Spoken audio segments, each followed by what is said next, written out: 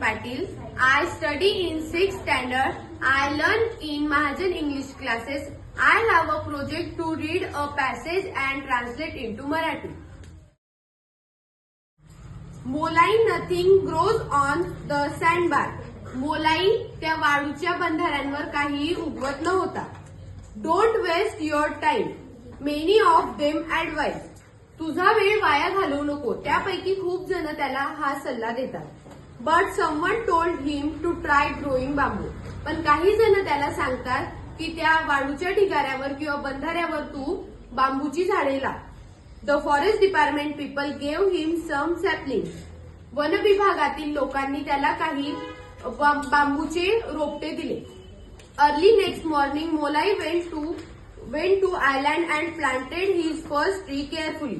मोलाई दुसऱ्या दिवशी सकाळी त्या बेटावर जातो व त्याचे पहिलं झाड तो काळजीपूर्वक त्याची लागवड करतो. आफ्टर दॅट त्यानंतर he visited the island every day. दररोज तो त्या बेटावर जायचा. Watering and tending the plants with love. तो त्या झाडांना पाणी व त्यांची काळजी खूप प्रेमाने व काळजीपूर्वक घ्यायचा. The plants began to grow. ते झाड वाढायला सुरुवात झाली. विथ देम त्यासोबत मोलाई होप्स ऑल्सो ग्रू. मोलाईच्या इच्छा अजून वाढू लागल्या. He began to look for more saplings and other types of tree. तो अजून दुसरे रोपटे मिळतील का हे बघायला लागला आणि दुसरे झाडेही तिथे लावू लागले. He brought silk cotton सॅपलिंग्स.